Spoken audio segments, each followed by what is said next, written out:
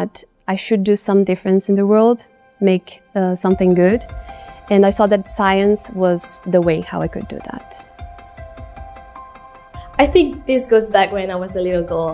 Studying in the UK has been my dream. In my master's degree, I am adamant to choose UK as my destination because first of my childhood dreams, and second is because UK is renowned for its prestigious institutions and also world-class facilities.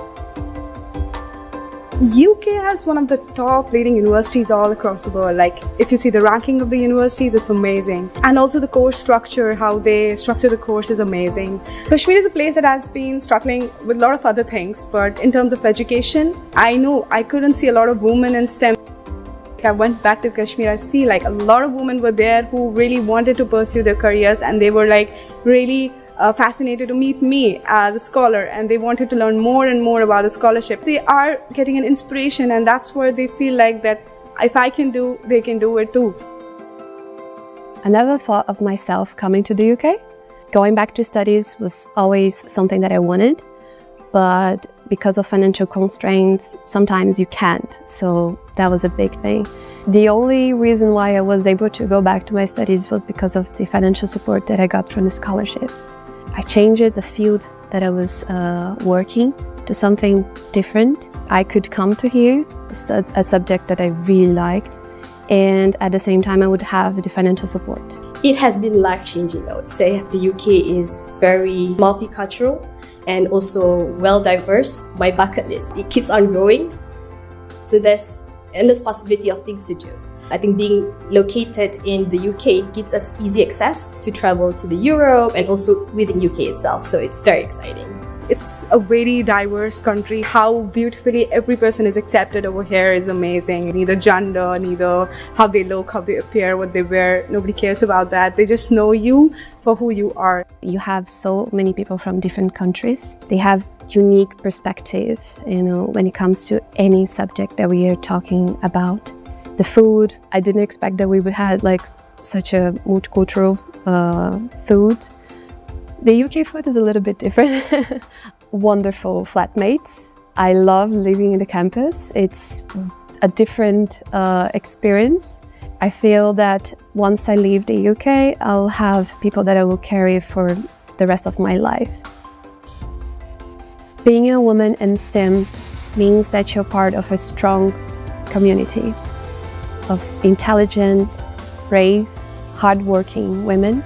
Women are equally capable as compared to boys, so they are no less than a man. I know that a lot of women don't pursue this career with the fear of not being capable enough. But when they say more and more women in this field, and when they see them getting more successful, they do get an inspiration and they can pursue their careers in STEM.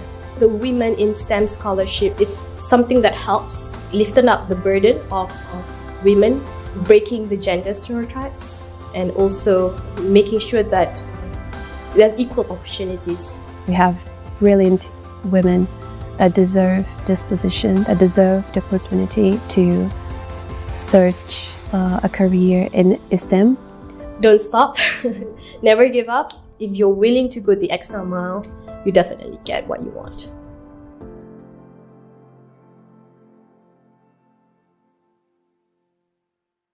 I think this goes back when I was a little girl. Studying in the UK has been my dream. The Women in STEM scholarship is something that helps liften up the burden of women, breaking the gender stereotypes, and also making sure that there's equal opportunities.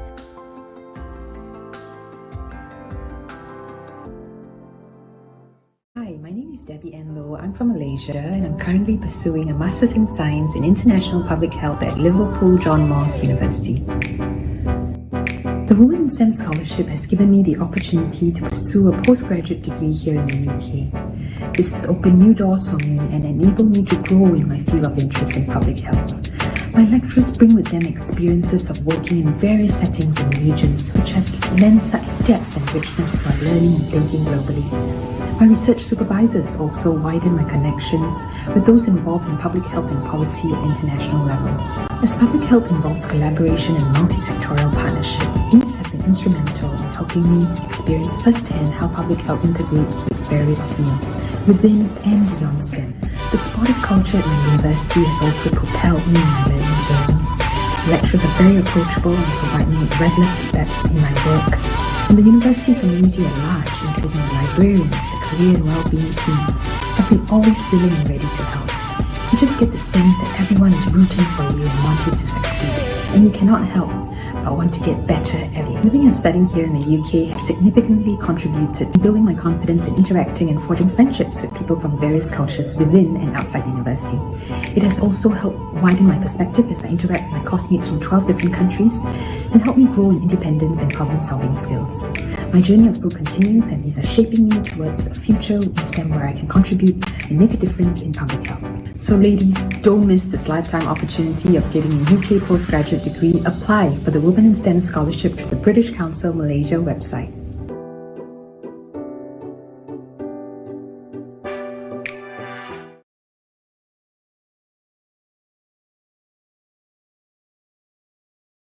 Hi, my name is Nori Marina Naizwa binti Shahrin. I am an awardee of British Council Scholarship for Women in STEM, and I'm currently doing my master degree in aquatic phytobiology at the University of Stirling, Scotland.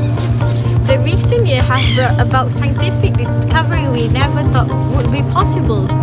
We are making advancement in discovering the roots of humanity. Despite all of this discovery, STEM is still a male-dominated field, so therefore there is still a need for women in STEM. Postgraduate degree create more opportunity for women in STEM, especially helping them to develop their academic skill and encouraging them to take up roles in research.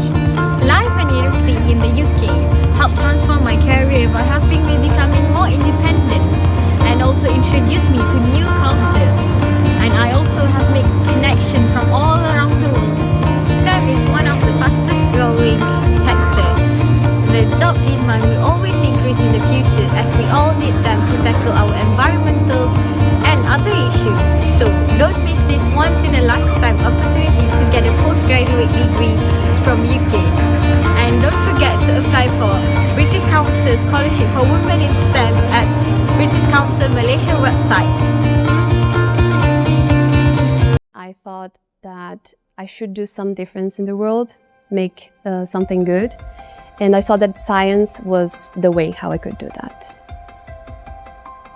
I think this goes back when I was a little girl. Studying in the UK has been my dream. In my master's degree, I am adamant to choose UK as my destination because first of my childhood dreams, and second is because UK is renowned for its prestigious institutions and also world-class facilities. UK has one of the top leading universities all across the world. Like, if you see the ranking of the universities, it's amazing. And also the course structure, how they structure the course is amazing. Kashmir is a place that has been struggling with a lot of other things, but in terms of education, I know I couldn't see a lot of women in STEM.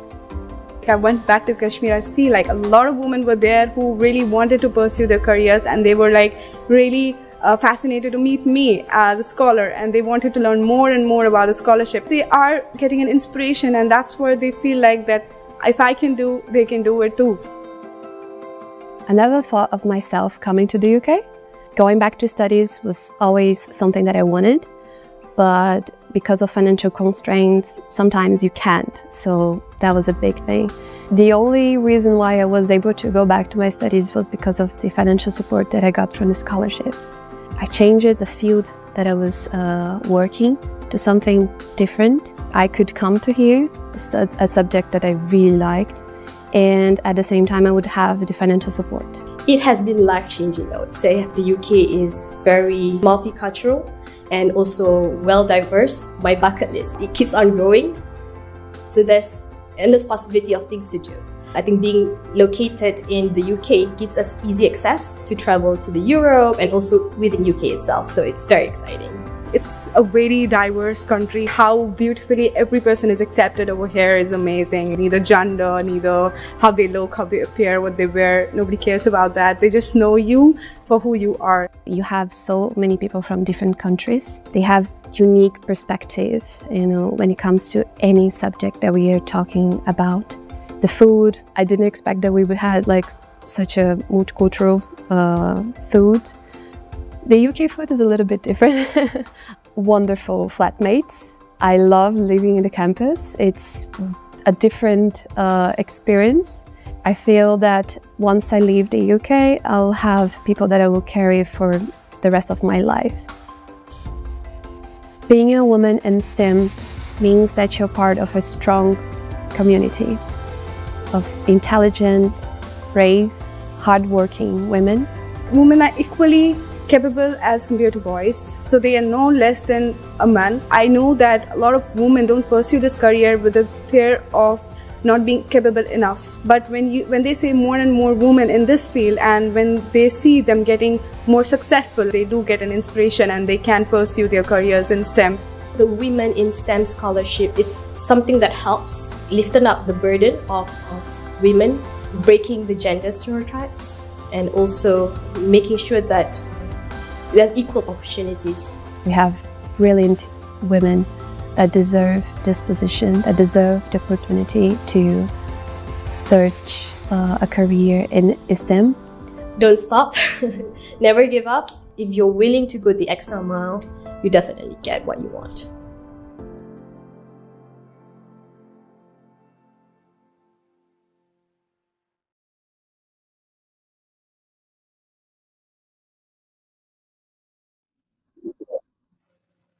Good afternoon, everyone, and welcome to our ASEAN-UK SAGE Women in STEM Scholarship Webinar 2024.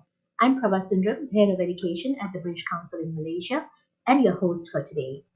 We are delighted to have with us today participants from Brunei, Malaysia, and Singapore for this session, as well as speakers from the UK who have dialed in. So good morning to those who have dialed in from the UK. To start out the session, a few housekeeping rules.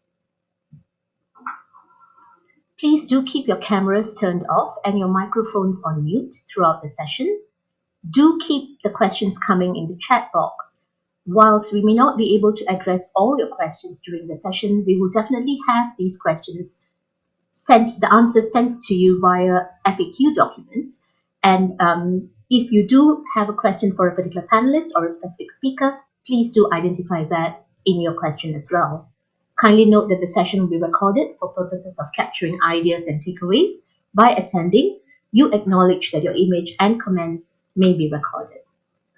Thank you very much. And without further ado, I would like to hand this over to Dr. Lizzie Wadakel, Country Director of the British Council in Singapore, for her opening speech. Over to you, Lizzie. Thank you, Prabha. Hello, everyone, and thank you for joining this information session today. My name is Lizzie Wadakel. I'm the Country Director of the British Council here in Singapore. And in today's session, what we'd like to do, as Prabha said, is share some information with you regarding the ASEAN-UK SAGE program. SAGE standing for Supporting the Advancement of Girls' Education.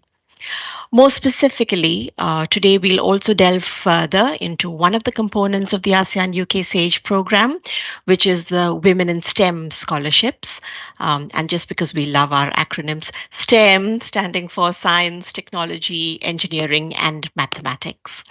I must admit, just watching the videos that we were seeing all this while now, I'm having a little bit of an imposter moment as I'm speaking to you, because I have been in another lifetime a woman in STEM myself.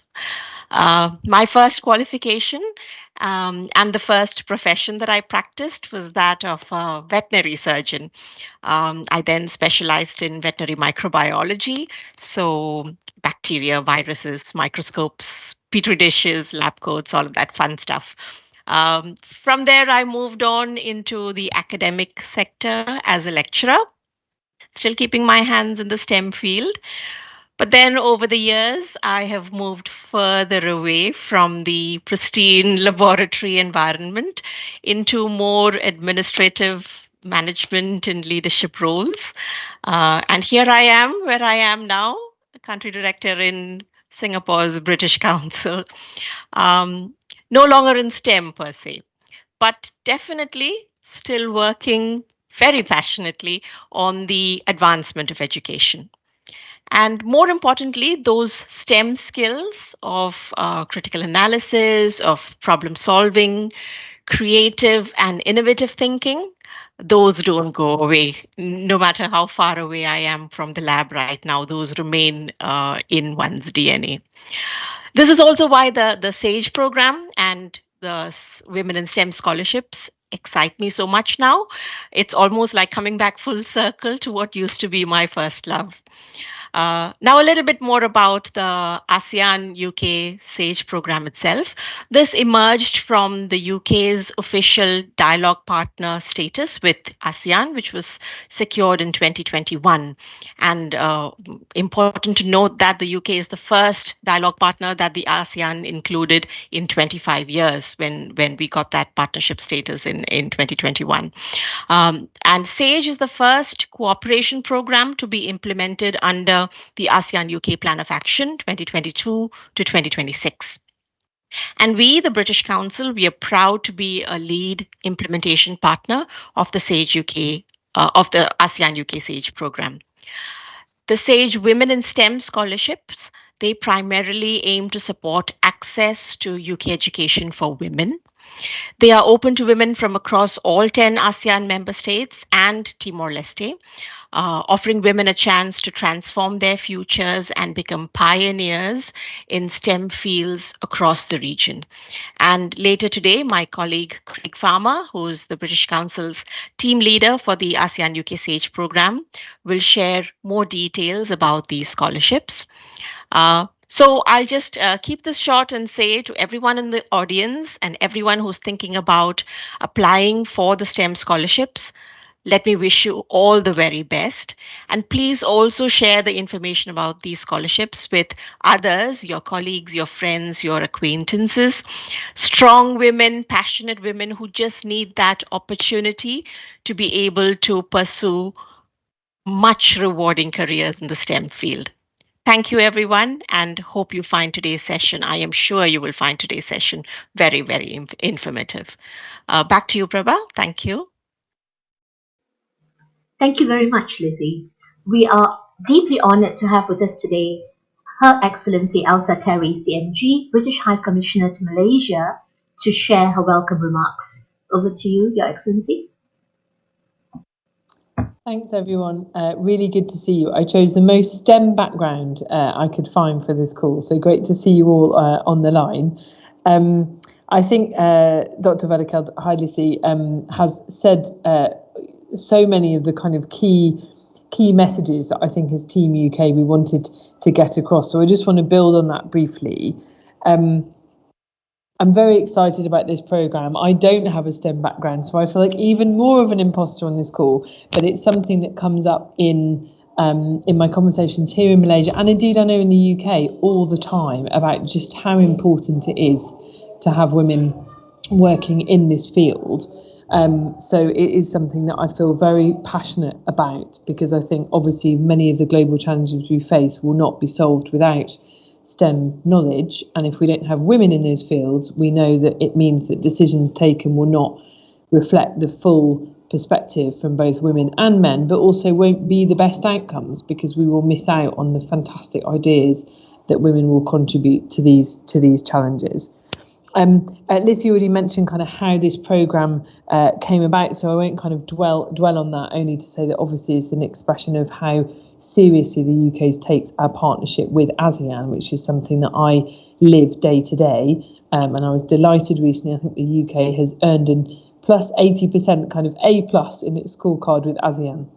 And this is very much part of that wider effort, and one that's very important to us across the region. I know that all the heads of mission feel the same. Just a few kind of statistics that the team shared with me that I thought were interesting, building again on what Lissy was saying there about the need for women to be in those fields and hopefully to inspire those on the line. That there is still a real problem around women in research, still a minority. I think I read that fewer than 30% of researchers worldwide are women. And only 30% of female students currently select STEM-related fields in higher education, although I believe I've read recently that's changing, which is fantastic. And something we discussed here on International Women's Day with Malaysian women and men is that many women do choose these subjects at the primary and secondary stage, but then at the tertiary stage, we lose those women again. So I really would encourage you on the call to consider this scholarship and build on the knowledge I know you already have and become those role models, which I'm sure you already are, for other women to follow you into STEM education. And of course, it carries on the fact that we have this issue of women being the minority in the next field at the kind of doctoral level. So it just shows that really we need this whole cycle of women joining STEM early on in their career, but carrying on early on in their education and carrying on. As we know, some of the reasons that this is the case is societal norms and cultural differences, but that those are very much alive in the UK, I think, as well as in this region. So really, I think as a community of women and girls, it's really incumbent on us and our male allies to support each other in entering these fields and really playing our part.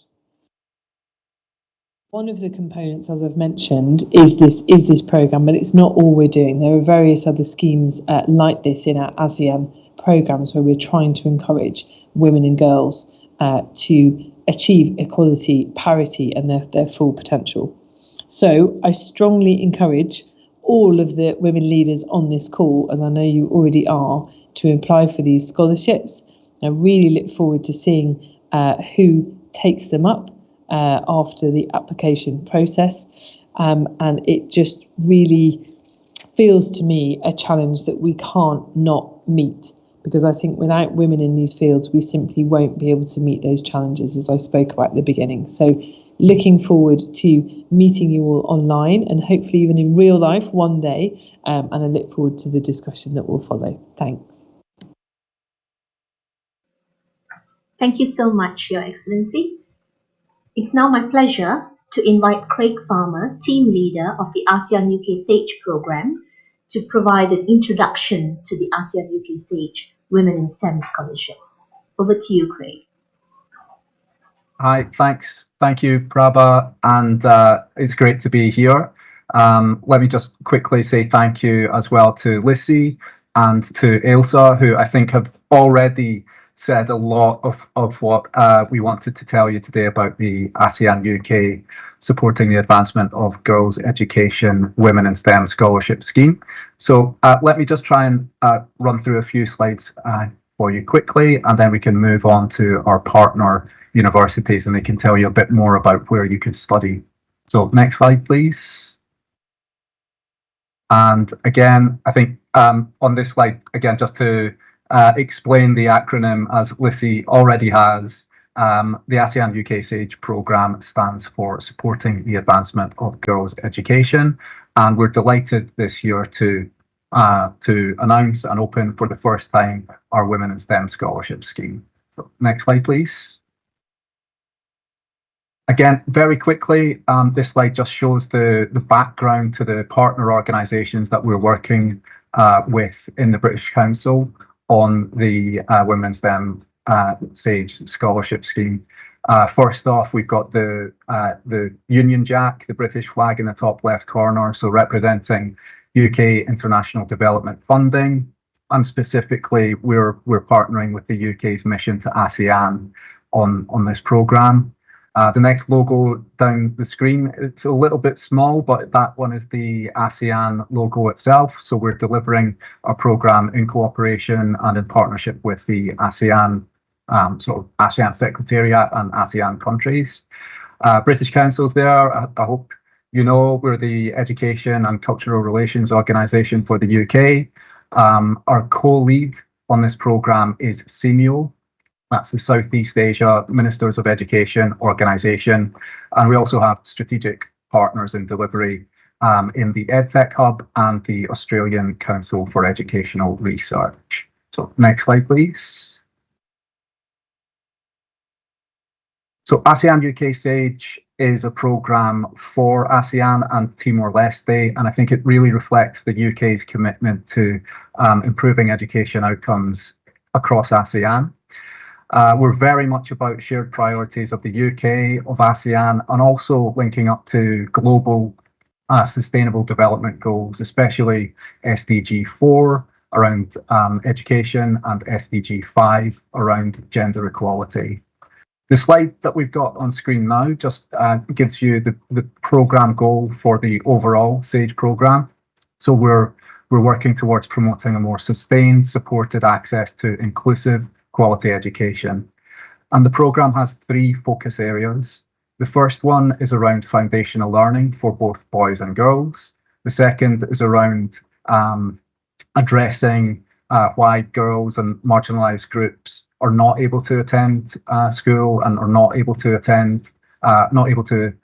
achieve and attain good educational outcomes. And the third one is around gender barriers, both to education and to employment. So that's very much where the Women in STEM scholarship scheme comes in. And next slide, please.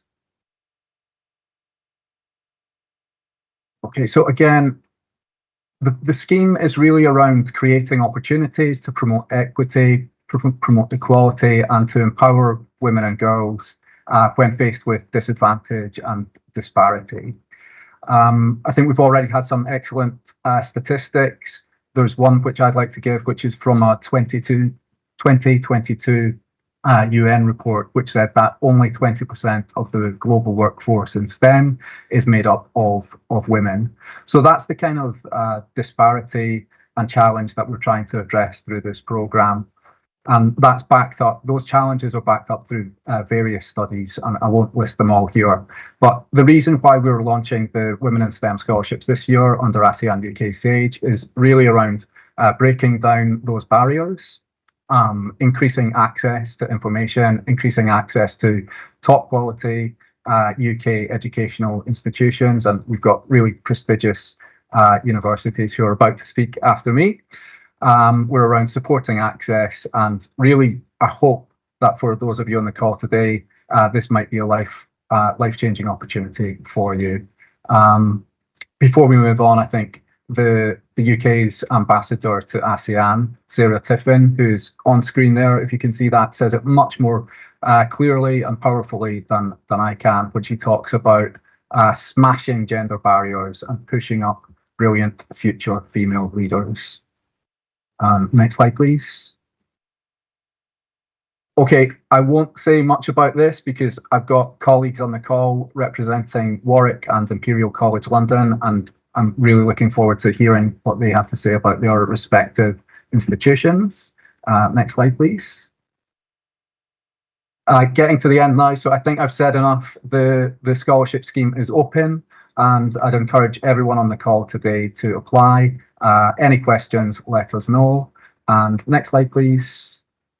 If you've got a few seconds, maybe you can connect to our website specific to the ASEAN-UK Supporting Advancement of Girls' Education website, and our page on the Women in STEM scholarships offered under ASEAN-UK SAGE.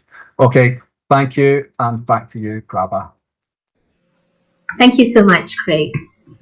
I'm now going to share some information on the Women in STEM scholarships that you might find useful as you navigate the process of application and making your decisions. So could we have the next slide, please? I think we have spoken a lot about this. British Council Scholarships for Women in STEM and ASEAN-UK SAGE scholarships aim to provide opportunities for 116 women from across South Asia, Southeast Asia and the Americas to complete a master's degree in STEM in the UK. And we have 11 eligible countries in Southeast Asia, which includes Brunei, Cambodia, Laos, Indonesia, Malaysia, Myanmar, the Philippines, Singapore, Thailand, Timor-Leste and Vietnam. We have this year the following UK universities offering the Women in STEM degree scholarships for Brunei, Malaysia and Singapore. So please do read the information on the website carefully before you start your application. So we have the University of Bristol offering the British Council Scholarship. We have the Imperial College London offering the ASEAN-UK SAGE Scholarship, and the University of Warwick offering the ASEAN-UK SAGE Scholarship. And as a matter of processes, the universities manage the application processes. So you do need to apply directly to the university. And the British Council then comes in at the stage of shortlisting and selection of scholars. Next slide, please. A little bit about the eligibility criteria. Again, I'll not go too much into this since all of this is on our website. So for both these scholarships, you need to be or identify as a woman. You need to have submitted an application to study an eligible postgraduate program in one of the following program areas and at one of the universities which are offering the scholarship in the region and in the country. So make sure you do that step first. You need to be a passport holder and a permanent resident of one of the eligible countries. You should have completed all components of an undergraduate degree that will enable you to gain entry into the postgraduate program at a UK university partner. And all of this information is on the UK university website. You should not have previously studied at degree level or higher in the UK or lived recently in the UK. You need to meet English language requirements of the UK university. And ideally, you should be demonstrating a case for financial support need. And that would be a means test conducted by the UK university partner. So all of this will be assessed at application stage. And a scholar would need to return to their country of citizenship for a minimum of 2 years after their scholarship award has ended. Next slide, please. This area is really important in your application. You do need to show that you're active in the field with work experience or proven interest in the program, in the area that you're applying for, willing to demonstrate future contribution to capacity building and socio-economic advancement through the benefits achieved after graduating from the UK. So you would have seen some of the videos. Some of those scholars who spoke on the videos will be sharing their experience and their contribution in our panel session later today. So do stay on for the panel session and get some idea of how you can really showcase how you'll be contributing back in the home country after returning from the Women in STEM scholarship, should you receive it. You need to demonstrate a passion and plan to engage with other women and girls in STEM in your home country, and agree that your personal data can be shared, because we would love you to be ambassadors for the scholarship once you come back to your country. And we have some wonderful scholars who are ambassadors for the scholarship at the moment. Next slide, please. There are some criteria of those scholars who are not eligible for a British Council and ASEAN-UK SAGE Women in STEM Scholarship. All of this information is on the website. I'm not going to read through the slide, but the slides will be shared with everyone who has registered for this webinar for your reference. Next slide, please. The full list of benefits of the scholarship include tuition fees, IELTS exam fees, visa and insurance or NHS surcharge, return travel to the UK, and a stipend for 12 months, including accommodation and allowance. Next slide, please. Do note that university application deadlines differ. Details are on the British Council website, and if you do have any questions, they're also on the respective university website. So if you have any questions at all, you can address it at the email address that will be provided at the end of this webinar. So we have the University of Bristol with an application deadline of 30th April, offering 5 masters in specific countries. Again, please look out to see which country is being offered scholarships for that particular university and which are the disciplines that are also available for you to apply to. For Imperial College London, which is the ASEAN-UK SAGE Scholarship, the deadline is 5th April with 6 master awards. And for Warwick University, again, the ASEAN-UK SAGE Scholarship, deadline is also 5th April with 5 Masters Awards. Next slide, please. There's a whole list of areas which are covered by the awards. So please do look through each of the university websites to see which subject areas you can actually apply to. So here you have for University of Bristol, and in the next slide please. You have for Imperial College London, the key areas and also some information on an email address to contact as a focal point. And next slide, please. And for the University of Warwick, you have quite a number of areas for your masters offered as well. And again, please do note the website details and the contact point details, which are very important when you're making your application. First step is always to apply to the university. Next slide, please.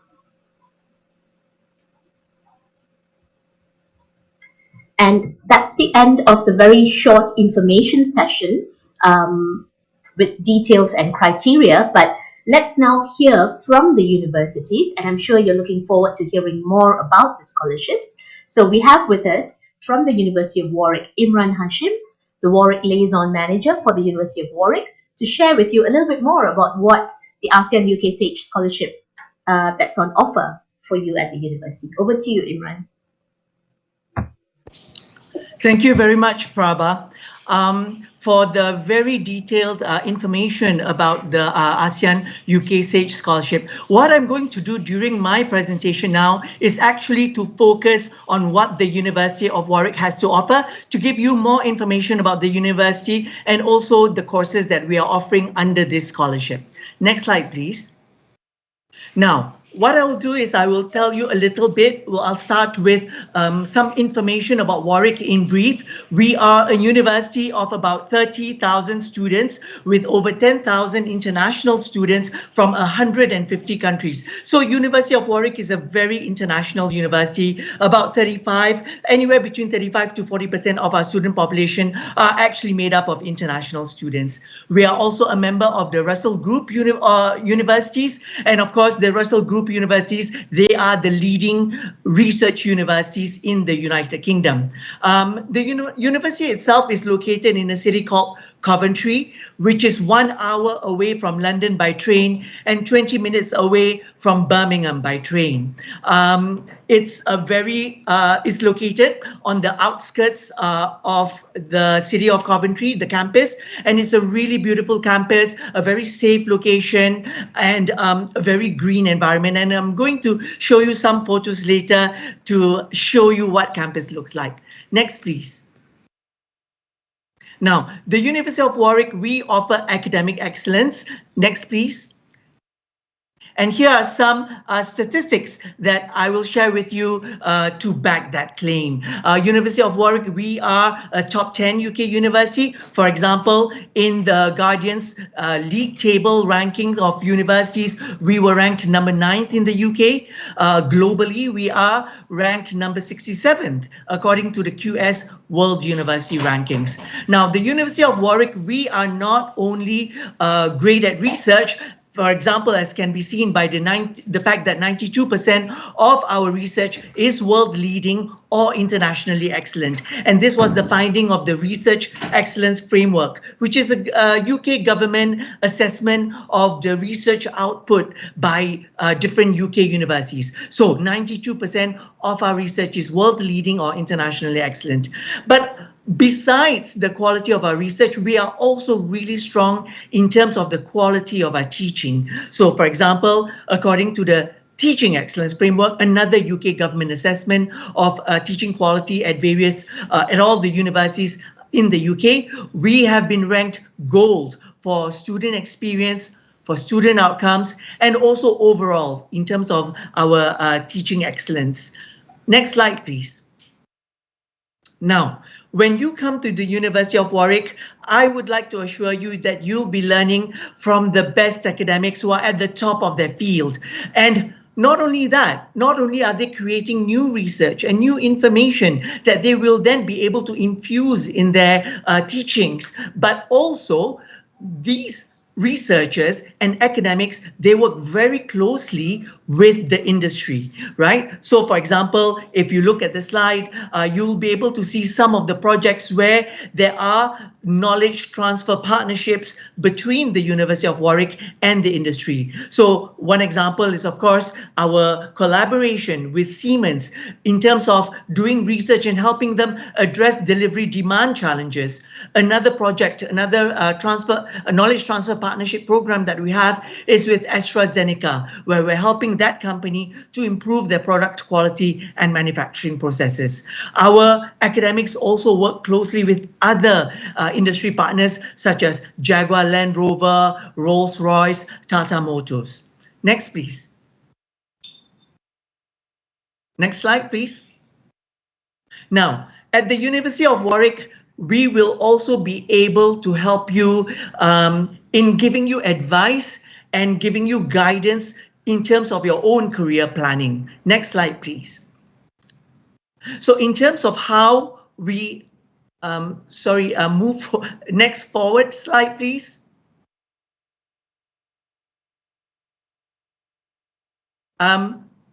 Right, thank you so much.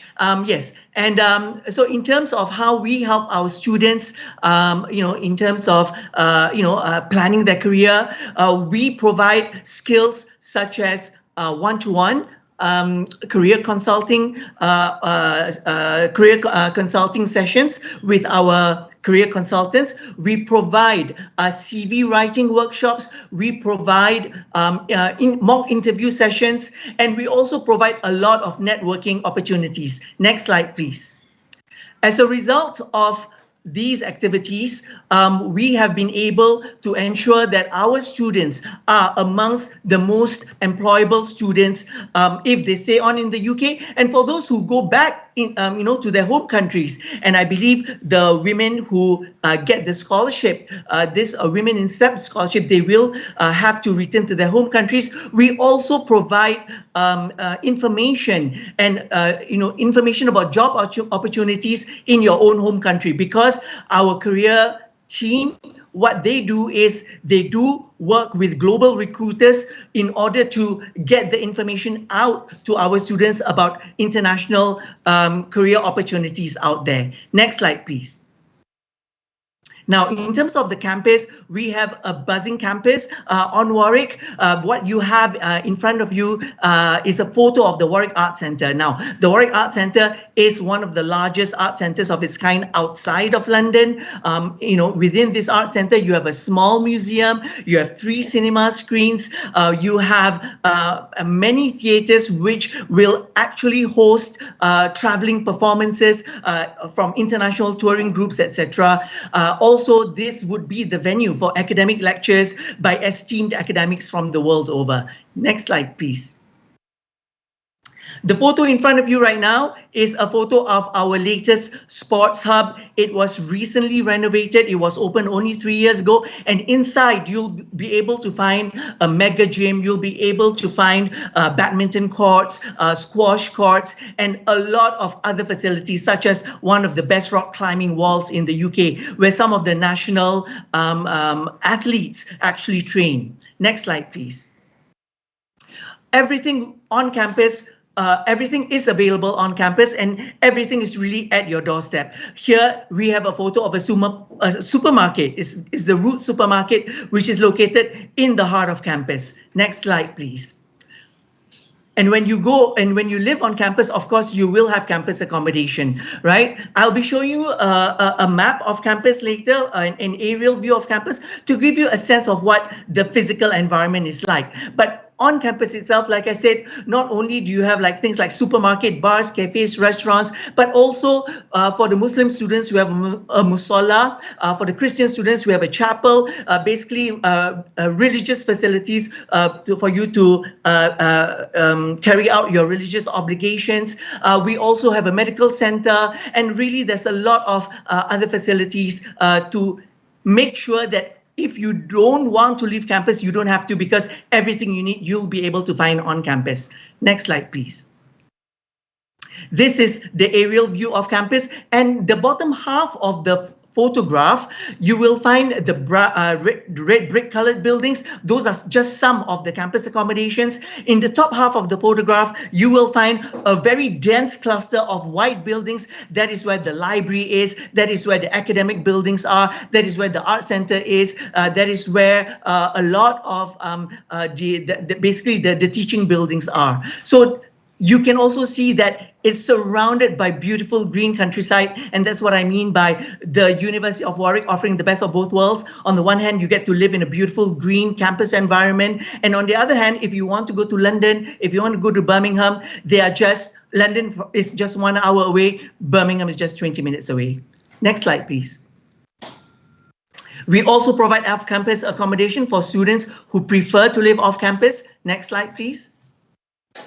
And we have a lot of activities on campus, such as Warwick Sports. Basically, these are, we have more than 70 different sports available on campus, and that's all under the umbrella of the Students' Union. Also under the umbrella of Students' Union would be more than 250 clubs and societies, including national societies like the Warwick Malaysian Students Association and the Brunei Students Association, Singapore Students Association, etc. Next slide, please. There's a lot of focus on support and well-being for our students. So for example, you will have access to tutors to help you with your academic studies. There is also a hotline for people where if you're feeling a bit down and you need somebody to talk to, there is a hotline that you can go to. And we also have a well-being office where you can just walk in case you need assistance, and there will be consultants available. There will be counselors available to help you. I've already mentioned the multi-faith chaplaincy, and there's also the medical center and security patrols to keep campus safe. Next slide, please. In terms of admissions to the University of Warwick, essentially you need to meet the English language criteria. That will mean that you will need to sit for the IELTS test or the TOEFL IBT test or any other approved English language test. And for those, in terms of your academic requirement, we will ask for students to have a bachelor's with honours degree, which is either the equivalent of a second upper degree in the UK or the equivalent of a second lower, depending on the course that you have applied for. Next slide, please. Now, these are the courses that you can study at the University of Warwick. Prabha, just now in her slides, had already shown you the list. I would just like to go through a few of them.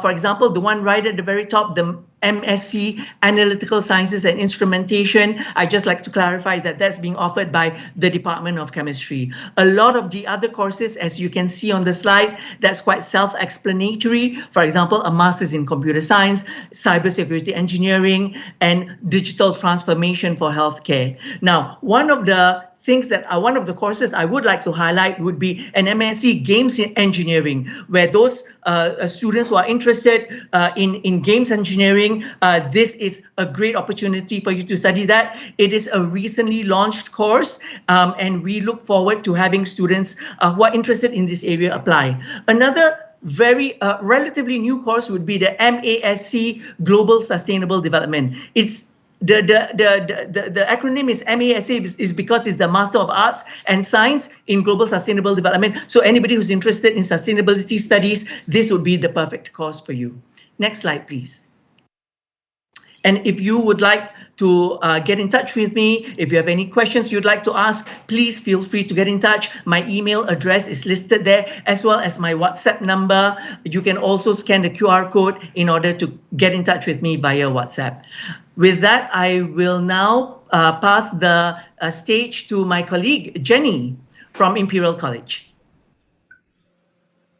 Thank you so much, Imran. Over to you, Jenny, to tell us more about what the Imperial College London is all about. Jenny Long is the Senior International Student Recruitment Officer for Southeast Asia and Australasia at the Imperial College London. Over to you, Jenny. Thank you. Hey, thank you very much for inviting me to this event. If we go on to the first slide of the presentation, I'm just going to give you a quick introduction to Imperial and then a little bit about applying for the scholarship with us as well. So Imperial is a world leading institution. We're currently ranked 6th in the world in the latest QS World University Rankings 2024. And what that means is there's a lot of recognition around the world in terms of the quality of education we provide, the quality of graduate that leaves us, and the quality of research that we're also producing at the university. If we go on to the next slide. And just to tell you a little bit more about research. So you heard Imran talk earlier about the Research Excellence Framework exercise. So the latest one was 2021. And in that, Imperial was top in the UK overall with a greater proportion of 4-star world-leading research than any other UK university. Now, as a potential student, you're probably thinking, why is research and that kind of rating going to be important to me? As research-led institution, we place a lot of emphasis on the research as well as the teaching that we deliver. And our researchers really are at the cutting edge of their fields.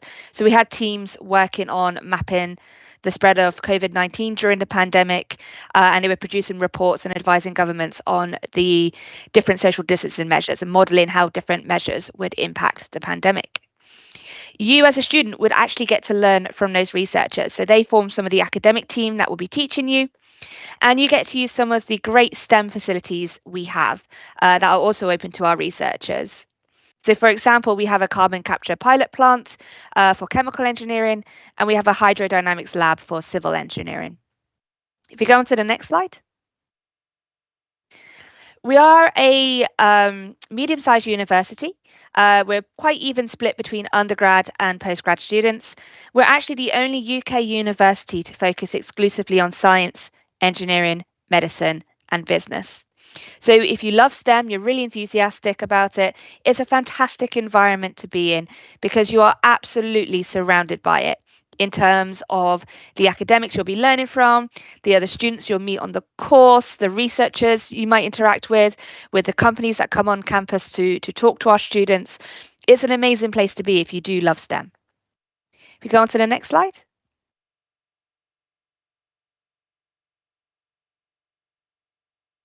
So in terms of our location, we are in the heart of London. Our main South Kensington campus is in Zone 1.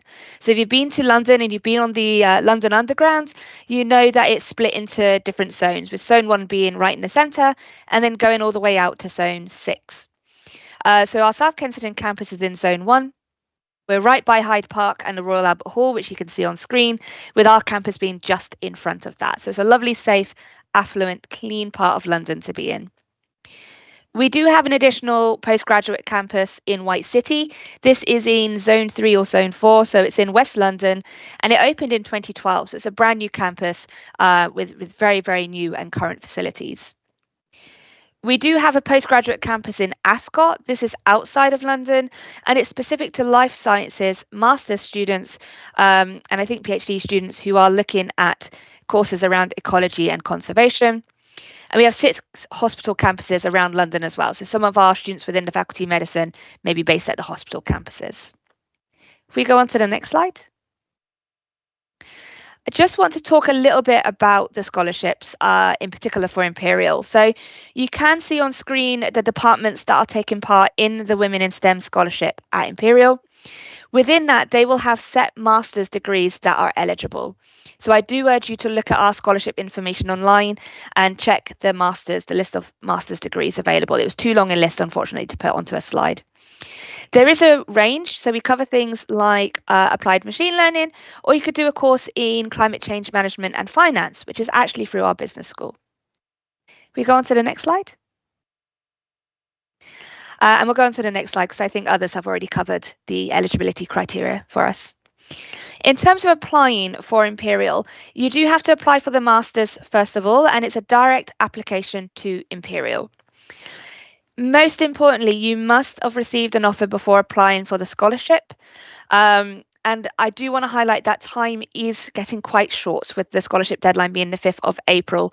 So if you are considering applying to Imperial, I urge you to get your application in within the next few days if you can, to allow us the maximum amount of time we can to assess your application, bearing in mind that there is also closure over Easter in the UK. Once you've received an offer from Imperial, and this is okay if you've already got an offer from Imperial, you can consider applying for the scholarship. You then submit your scholarship application direct to the university. Again, the deadline is 5th of April 2024. Do keep that in mind. We go on to the next slide. And I think this is probably the one I'm going to finish on before giving you my contact details. So I mentioned you do apply directly to Imperial. You can choose up to 2 courses, and they are considered in preference order. So you'll be considered for your first choice, of course. You are only considered for the second choice if you are rejected from your first choice. If you are going for the 2 courses in the business school that are eligible for this scholarship, you can only put one of those courses down. So only one course for the business school. Some of our courses will have deadlines. So some courses will assess applications on a rolling basis. As applications come in, so they will assess it. Some of our departments do have application rounds, so they have set rounds that they will consider the applications that come in. If you are looking at a course that has an application round and you spot that the application round deadline is after the deadline of the scholarship, do get in touch with me and I can talk to the admissions team to see if we can fast track your application.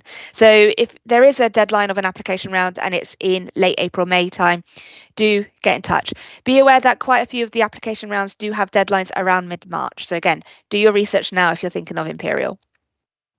You do have to do a personal statement and a reference. This is an important part of your application.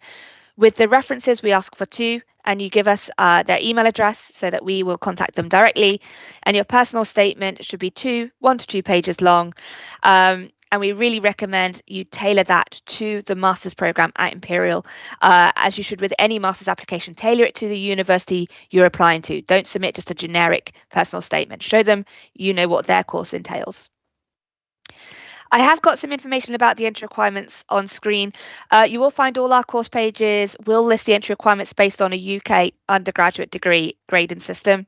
You can email me and I can give you the equivalent GPA for a degree in Singapore and Brunei. Please note, unfortunately for this scholarship for Imperial, students from Malaysia will not be eligible. So the scholarships were allocated out to Warwick and Imperial. So I believe Warwick got Malaysia and Vietnam, and Imperial were Indonesia and Thailand. So unfortunately, any Malaysian students online, you would not be able to apply to Imperial. And I appreciate that might be disappointing news.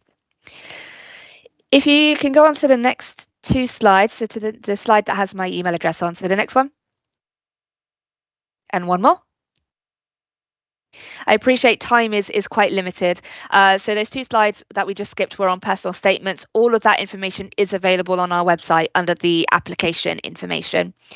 If you do want to find out more after today, or you've got questions around deadlines and GPAs and entry requirements, please feel free to email me. I'll be more than happy to help you. And I believe we may have a short amount of time for a Q&A with myself and Imran. Thank you so much, Jenny, and thank you so much, Imran.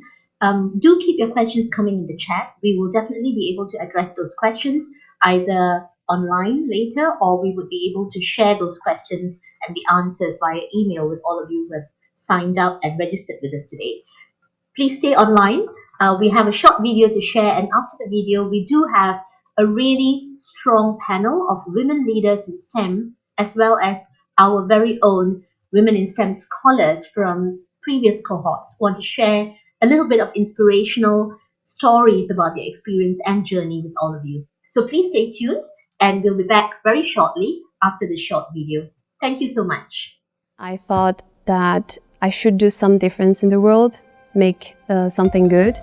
And I saw that science was the way how I could do that.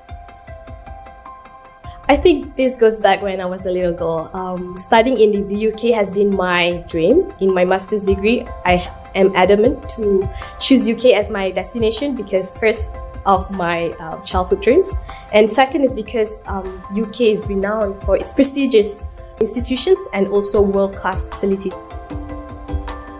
UK has one of the top leading universities all across the world. Like, if you see the ranking of the universities, it's amazing. And also the course structure, how they structure the course is amazing. Kashmir is a place that has been struggling with a lot of other things, but in terms of education, I know I couldn't see a lot of women in STEM.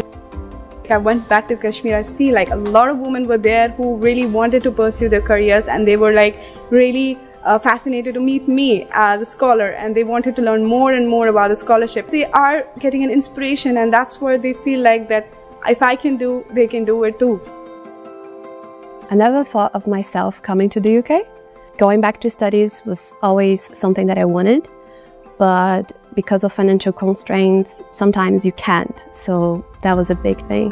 The only reason why I was able to go back to my studies was because of the financial support that I got from the scholarship. I changed the field that I was working to something different. I could come to here, a subject that I really liked, and at the same time I would have the financial support. It has been life-changing, I would say. The UK is very multicultural and also well diverse. My bucket list, it keeps on growing. So there's endless possibility of things to do. I think being located in the UK gives us easy access to travel to the Europe and also within UK itself. So it's very exciting. It's a very diverse country. How beautifully every person is accepted over here is amazing. Neither gender, neither how they look, how they appear, what they wear. Nobody cares about that. They just know you for who you are. You have so many people from different countries. They have unique perspective, when it comes to any subject that we are talking about. The food, I didn't expect that we would have such a multicultural food. The UK food is a little bit different. Wonderful flatmates. I love living in the campus. It's a different experience. I feel that once I leave the UK, I'll have people that I will carry for the rest of my life. Being a woman in STEM means that you're part of a strong community of intelligent, brave, hardworking women.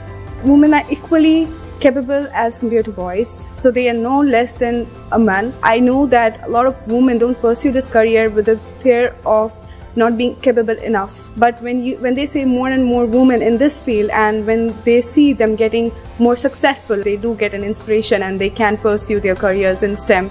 The Women in STEM scholarship is something that helps lifting up the burden of women, breaking the gender stereotypes, and also making sure that there's equal opportunities. We have brilliant women that deserve this position, that deserve the opportunity to search a career in STEM. Don't stop, never give up. If you're willing to go the extra mile, you definitely get what you want.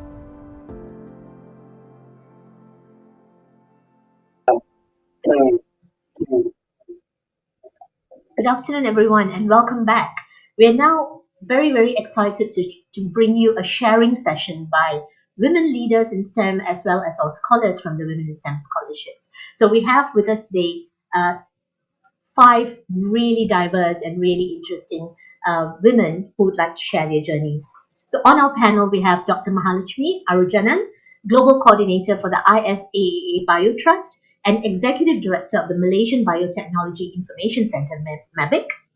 We have Professor Dr. Yvonne Lim Ailian, Associate Deputy Vice Chancellor, Academic and International at the University of Malaya, and a council member of the Academy Science Malaysia. We have from Singapore, Dr. Cherry Chia, founder and CEO, Earlia DX Private Limited. We have 2 of our women in STEM scholars and ambassadors of the program. We have Nur Imanina Najwa and we have Debbie Ann Low here with us today. And for the moderation of the panel, I hand it over to Benjamin Low, Program Manager for Science at the British Council in Malaysia. Over to you, Ben. And could all the speakers please turn your cameras on? Thank you very much, Prava. And I am indeed today a thorn among the roses. So with the lineup of wonderful professional women in STEM and also our STEM scholars here today, welcome and thank you very much for joining us today. I think we'll just dive straight into the questions, and I would like to maybe address my first question and also open the discussion up to Dr. Maha, Prof. Yvonne, and Dr. Cherry. Maybe you can explain, briefly and also in some detail some of the advantages or disadvantages with a career in STEM. Maybe you can explain about your personal experiences, and also maybe what are the encouragements that you can give for future STEM scholars. So maybe to Dr. Maha first, if you can just give a brief description about that. Thank you, Doctor. Thank you, Benjamin. Thank you so much. Now, I don't want to take so much time, but I want to dive into the opportunities, the exciting world of STEM immediately. So I have my basic degree in microbiology, and then I immediately went on to do my biotechnology. But that's when I realized, okay, I don't want to be in the lab. So I did not want to continue PhD. I went on for about 12 years working in different places. And then but the PhD thing was still very strong in me. But then I wanted to know what exactly will add value to me. So I did a PhD in science communication while working with in my current position. And I'm also the first to have science communication PhD in Malaysia. Now, what I want to say is that STEM, any STEM fields, STEM is becoming wider and it's becoming multidisciplinary, it's becoming transdisciplinary. Now, any STEM field makes us, now, don't see me as being biased, but it makes us very agile, very flexible. I mean, look at me. I have a strong technical degrees, microbiology. I did biochemistry and then biotechnology. But then I moved on to social science. Now I don't go to laboratories, and unless I'm bringing visitors into a laboratory or I'm visiting a laboratory, I don't work at a bench now. But it gives me the flexibility to do a hybrid thing, science communication. And being a science communicator, I'm involved in policies, in regulations, in funding, emerging technologies, commercialization, ethics, many things. So I want to stop there, and we can definitely continue later. But that is my excitement and fascination for STEM. Thank you. Indeed, it's a very fascinating field, especially for women nowadays. Prof. Yvonne, maybe you can explain a little bit about your experience. Yeah. Firstly, I'd like to congratulate all of you who are here. You're taking the first step. And, I'd just like to share a quote. Sometimes the smallest step in the right direction ends up being the biggest step of your life. So you just need to trust your gut feelings and take the plunge. Now, my journey as a woman in STEM has been really amazing. When I say amazing, it's not everything positive. There are many ups and downs. It takes lots of resilience, as I think my co-panelists will also share with me. And I'm a mother of three boys. But I'm very fortunate in the sense that I have strong support. My mom is a homemaker, and she has always been encouraging me and my sisters. In fact, both of us have our PhDs. So that strong family support is very important. But what I want to say is this. Now, we have heard that sometimes, women sort of drop out of, especially in the mid-career. But I would like to encourage that, it's not so bleak. That it's possible to be a mother, to be a daughter, and to be a career woman, and to be very successful indeed in what you're doing. What is important is that I think to really realize your potential, your talents, your skills, your desires, and to have that real purpose in life. I think what kept me going, the funny thing about my whole journey was that I never thought that I'll be a good researcher. I'm at the university now. So as an academician, I teach, I do research. So I never thought that I'll be a good researcher. And so I was constantly sort of doubting myself. But the interesting thing is that, in science, in research, you're basically finding solutions for problems. And my work brings me to the community. I work very closely with the Orang Asli, and it has been a very humbling, enriching and humbling experience being with the community. You know that, whatever you do, that piece of research that you're doing to find solutions, it may not be contributing directly to a problem at the moment as in a solution, but it will be contributing to a piece. It's like a jigsaw. And everything you do in science is contributing to that small piece. And as we know in the jigsaw puzzle, that little small piece, if it's not there, it would not complete a picture. So I'd just like to stop there for a moment and perhaps get my other colleagues as well to share their experiences, and maybe I'll come back to share more in the next question. Thank you so much, Benjamin. Thanks, Prima. Very inspirational story from your side. I'll just jump to Dr. Cherry. Dr. Cherry, what is your experience as a woman in STEM in Singapore, being a very different situation here in Malaysia? Maybe you can explain. Yeah, sure. Happy to share. So for me, I have a PhD in biological science. So after I finished my PhD, I went on to do postdoc, and I felt that no academic route is not for me. But I really like science. I like to do research, and I publish very well.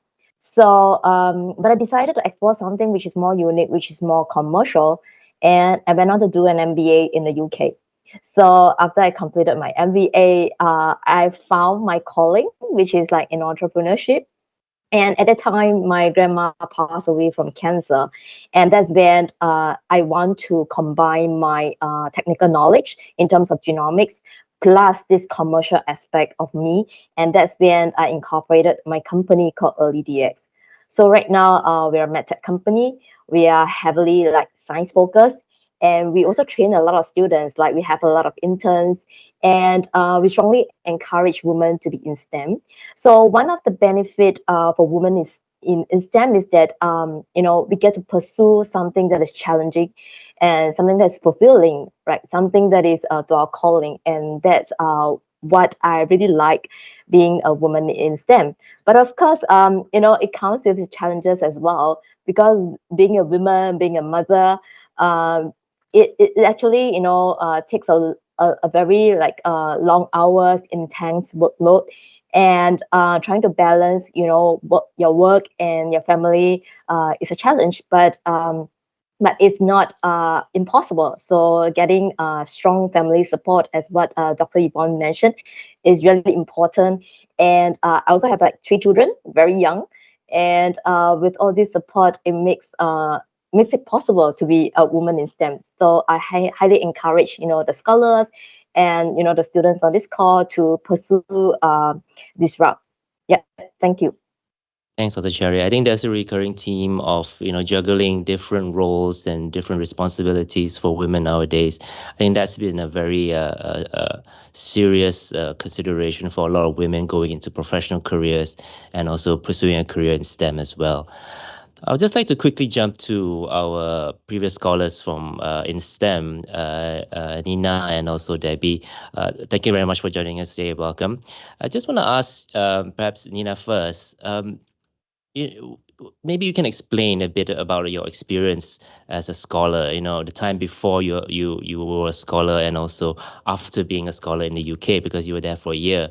How was your experience before and after, and what was the enriching experiences that you had as a scholar in the UK? Hi, firstly, thank you for inviting me. So before I decided to do my master degree, I actually worked as a biosecurity officer at a Norwegian company based in Malaysia, where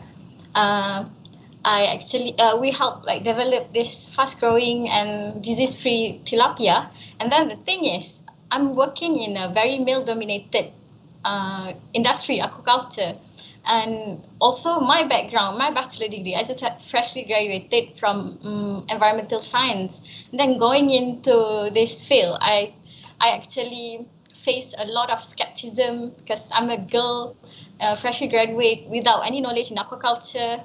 But then over the time, I have like other women in STEM in a few girls in that industry actually very helping, and also like helping me get through. Explaining stuff. And then over the year, I actually gained the confidence, and then I'm be able to gain the experience, and then also found my passion. That I think I really like doing doing research, and then work with aquatic animal. Then I decided to do my master's degree, and then I got the opportunity to apply for University of Stirling to do my master in aquatic biology, and then with the help of financial help with the British Council Women in STEM scholarship. And then even after I haven't even graduated from my study, I got a job offer from Malaysia to become RA at Worldfish. It's like one of a very famous like research company in aquaculture too. And then after a year, with being a student in Stirling, they helped me I gained a lot of experience. A skill, the knowledge that I needed to pursue my career. And then I think after another 1 year, I work in Malaysia. enhancing my research skills and everything. And then also being a scholar from UK, it's helped me. Currently, I'm enrolled at University of Malaysia Terengganu to do my PhD. So being a UK scholar actually helped me a lot to get that position. And yeah, and then the challenges, I think it's actually myself. I think being a postgraduate, I think this people didn't talk about this enough. I think being a postgraduate student, you encounter imposter syndrome a lot. At first, I didn't even know what is imposter syndrome. I actually have this like anxiety, and then I feel like I'm not good enough, and then I don't feel like good, or am I good enough to do this, to do research? But luckily I have a very good supervisor. I was blessed to have her, and then just I tell her everything. This is my supervisor back in Sterling, and then she just, Nina, are you I think your what you're experiencing is actually imposter syndrome. I think you should take back and then just relax, and then I just take a deep breath, and then I think that's the only challenge that I experience now, because being in Sterling, being in the UK is actually a very very good experience to me. I learned about multicultural. I've been traveling, and then I learned about a lot of other culture, the peoples that I've met, the friends that I've made, and then also the collaboration. I mean, like, right now I'm doing my research at UMT also. I have the chance to collaborate with my old university in Sterling, because my lecturer in Sterling like contacted me, hey Dina, we have this grant that we like to do, and then someone, and I was like, yeah, my supervisor here. I mean that doing your master in the UK, and then all the friends, and then all the people that you met like really changed my career path, and then really helping me advancing my career right now.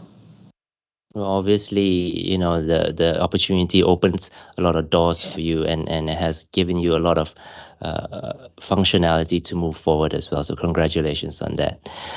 Debbie, over to you. Maybe you can explain also what's your experience as a scholar before and after, and what are you doing now, especially after your scholarship experience? Thanks, Benjamin. Hello, everyone, and lovely to be with all of you here today. I think before sharing about the scholarship, I was involved in public health research at the university level, and also later moved to an NGO, where I was exposed a bit more to the public health needs in various cultures in different countries. And so this was during the pandemic that I heard about the Women in STEM scholarship, and it was fully funded. I honestly couldn't believe my ears, because doing a master's in public health was something that I held close to my heart for many years, but didn't have the opportunity to because of financial constraints. So when I heard about the scholarship, what stood out to me was that it was specially created for women, and very specifically in STEM. So to me, that was that recognition, that celebration of women, creating more seats for women in STEM at the table, and just acting as an equalizer in the area of STEM. So I didn't hesitate to apply for it. And, I was just thinking today, that whole application process of writing my personal statement and, the essays that you need to write sometimes gave me an opportunity to reflect on my journey. And yeah, and as I look back, it became clear to me that, no experience was wasted, whether I was at the university, whether I was at the NGO, or even in the corporate setting. So all that sort of formed my story as I applied for the scholarship. And very importantly for me, it removed the barriers, the financial barriers, so that no longer was an education abroad out of reach, but now it became within reach, and I didn't have to worry about the financial part of it. And so studying in UK really, for me, I would say the keyword is push doors open for me in terms of friendships. I had wonderful flatmates, 4 other girls, women and STEM scholars from Southeast Asia, very bright, hardworking, brilliant young women, and I would say they were one of the strongest supports during my time there, and also finding community outside of uni when I joined clubs and society, so it sort of widened my circle. And secondly, the supportive culture. I think I had prior to that, I had never experienced such support in terms of education in the sort of university setting. So whether it was my lecturers, the librarians, or even the career guidance counselors. And sometimes you never know, you find inspiration in the most unexpected places. I vividly remember one afternoon, or Sunday afternoon, I was at the library and suddenly I hear this honking, in the city centre. And it turned out to be that the Liverpool Football Club won a match.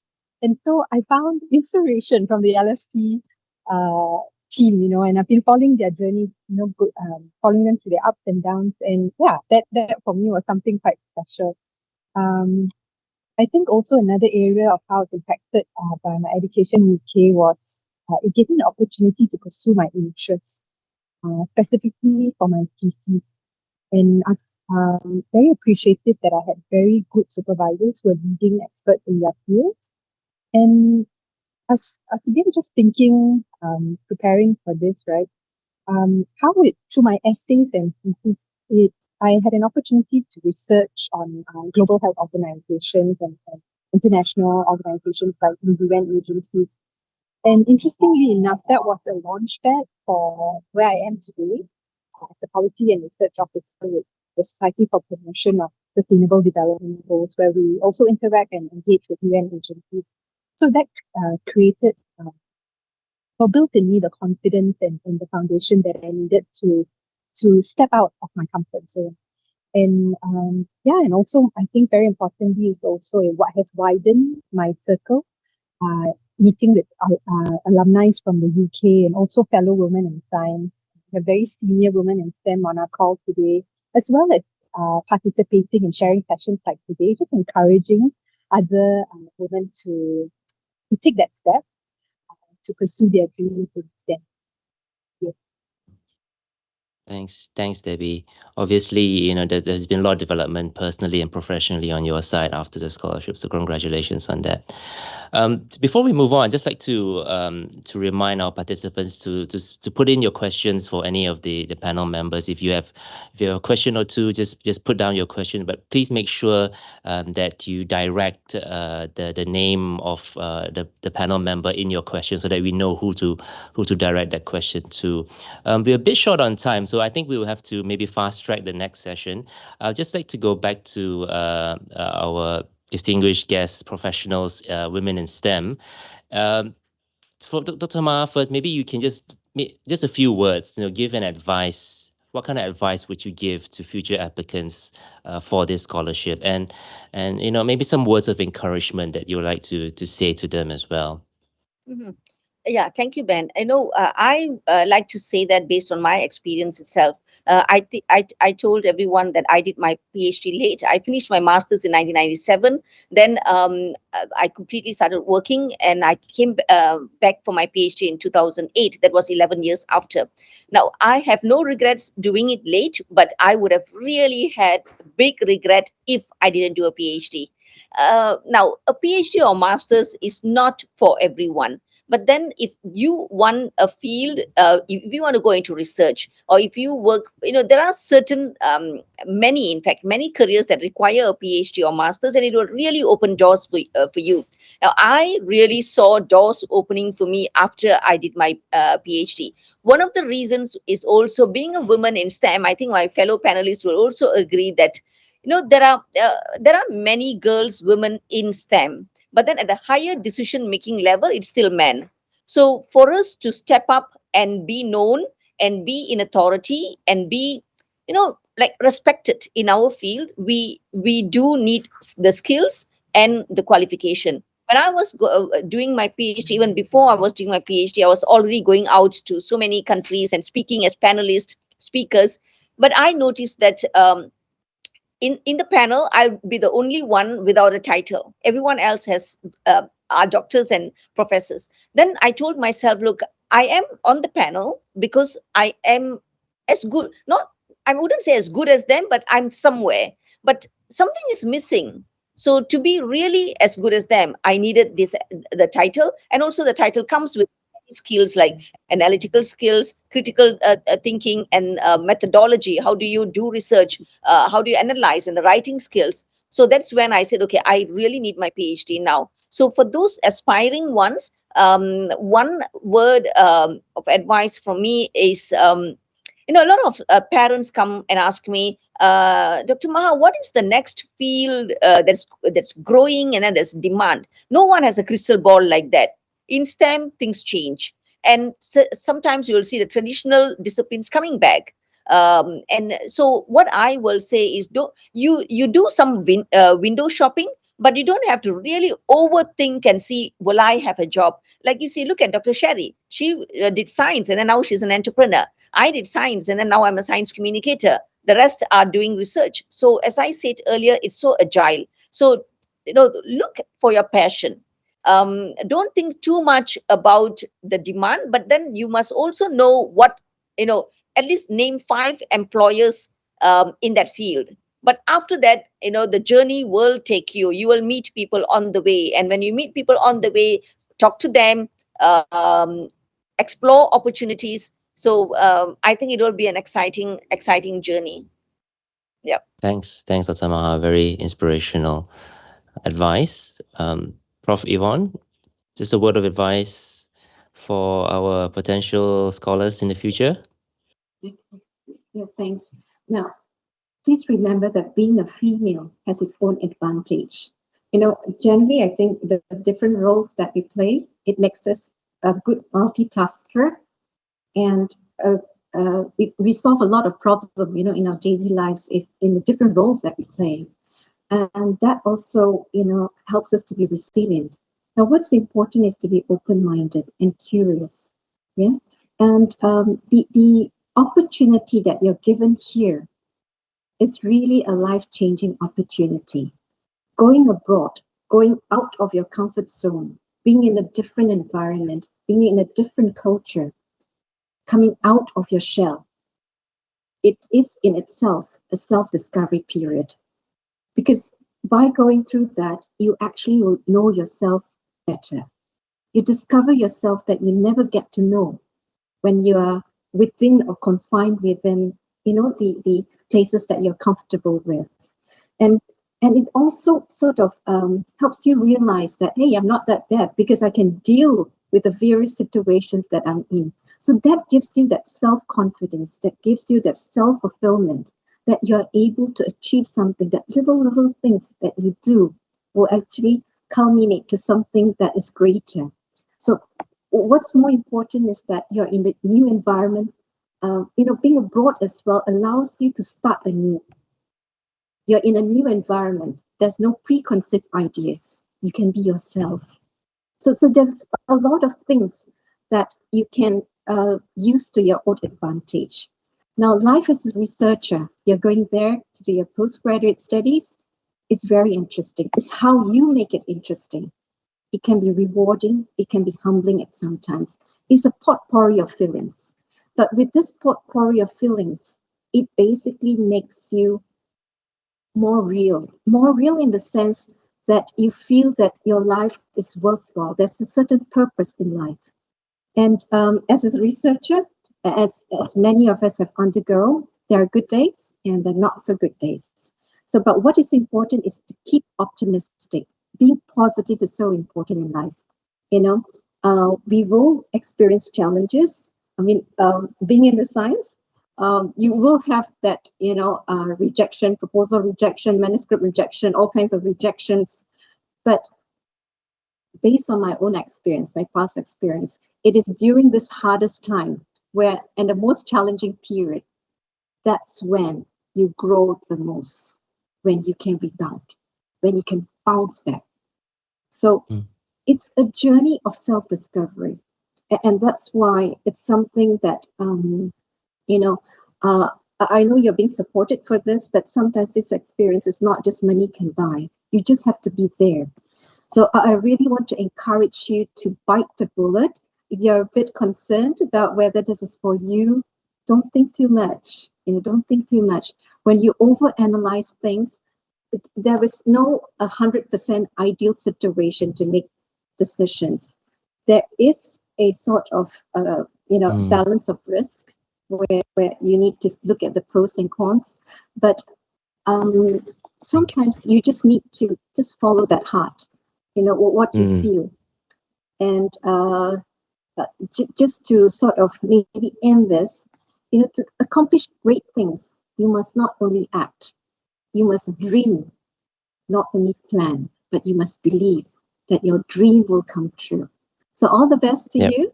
And over to you, Benjamin. Thanks, Marwan. Very, very inspirational advice.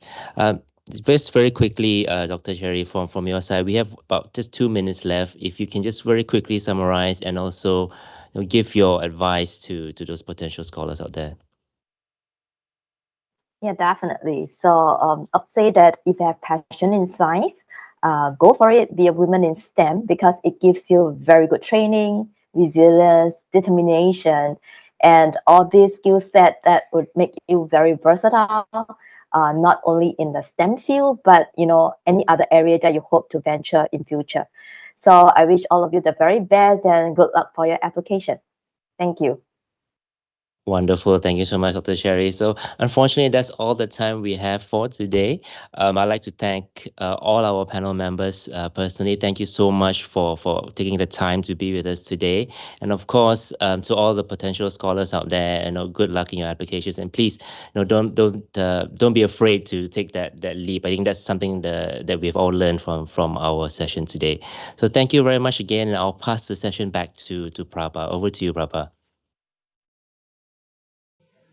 Thank you so much, Ben, and thank you so much to our distinguished lineup of speakers for our sharing panel that we had just now. Thank you to everyone who attended this session here today, the ASEAN-UK Sage Women in STEM Scholarship webinar. Please do scan the QR code and share your feedback with us so that we can help you better as we move on in this journey. We have our contact email for the team in Malaysia there. That's the education team in Malaysia. Please do send your questions, any other information that you need, or any queries that you may have, any links that you need. Please send it to that contact email and we'll be more than happy to respond to you. We will be sharing the slides and the key information with everyone who registered for this. And we do have a lot of detail on our website. So please do visit our website. So with that, once again, on behalf of the British Council, thank you so much for joining us this evening for ASEAN-UK SAGE Women in STEM Scholarship webinar for 2024, and hoping to receive lots of good, strong applications from all the wonderful scholars in Malaysia, Singapore, and Brunei. Thank you. Good evening.